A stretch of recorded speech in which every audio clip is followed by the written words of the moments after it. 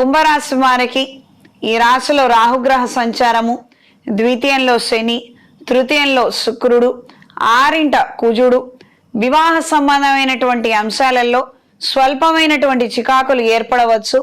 అయిన వాళ్ళ ద్వారా వాళ్ళు మన గురించి చెడుగా అవతల వాళ్ళకి చెప్పడము ఇది పెద్ద తలనొప్పిగా సమస్యగా పరిణమిస్తుంది. వాళ్లే చెప్తున్నారన్న విధంగా కొన్ని ఆధారాలు కూడా లభ్యమవుతాయి.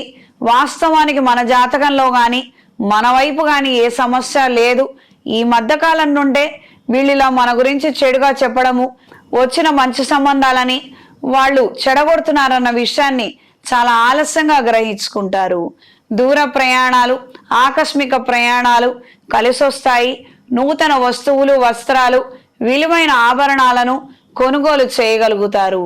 కొంతమంది దగ్గర మీ వస్తువులను తాకట్టు పెట్టడం లేదా వాళ్ళ భద్రతలో అవి ఉంటే బాగుంటుందన్న ఆలోచన మీకు ఏర్పడుతుంది.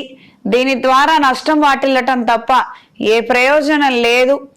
ఒకవేళ తాకట్టు పెట్టాలనుకుంటే నేరుగా బ్యాంకుకు వెళ్ళి పెట్టండి, లేదా ఎవరి ద్వారా అయినా పెట్టించండి. మీకు అవగాహన లేకపోతే తెలిసిన వాళ్ళు కదా, మన వాళ్లే కదా అని మాత్రం విలువైన వస్తువులు, కాగితాలను మాత్రం తెలిసిన వాళ్ళ దగ్గర అసలే తాకట్టు పెట్టవద్దు. ఇది గ్రహించి మెలగండి. వ్యాపార నిమిత్తం స్వల్పమైన మార్పులు ఏర్పడతాయి.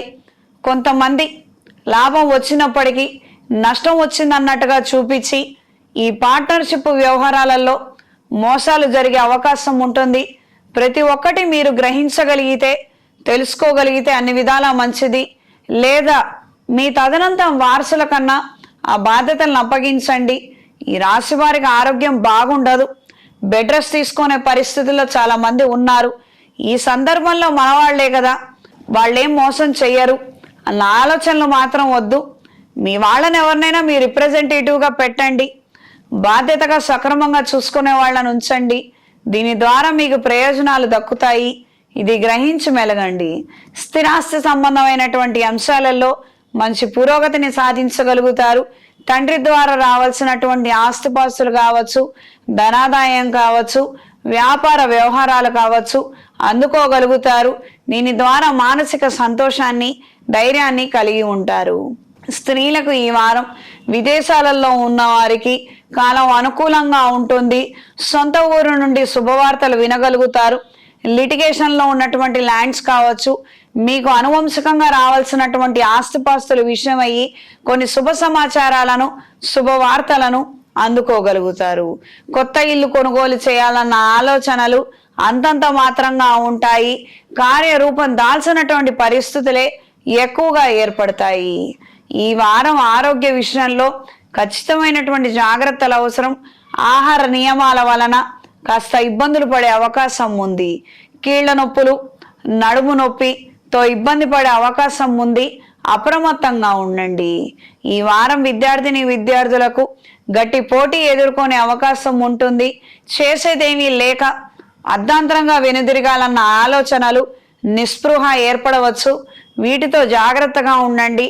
ఒక పరీక్ష కాకపోతే ఇంకో 4 పరీక్షలు రాస్తామండి. ఏదో ఒక ఉద్యోగం వస్తుంది. ప్రతి చోట పోటీ ఉంది. పోటీని చాలా పోటాపోటీగా ఆస్వాదించాలి, మనం నెగ్గాలి అన్న ఆలోచన మనకు ఉండాలి. ఆ రకమైనటువంటి తత్వం మనలో ఉంటేనే మనం ఎందులైనా రాణించగలుగుతాము, గుర్తింపు సాధించగలుగుతాము.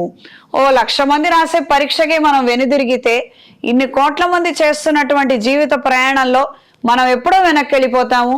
ఇది గ్రహించి మెలగండి. పిల్లలకి కాస్తంత మోటివేషన్ ఇవ్వండి.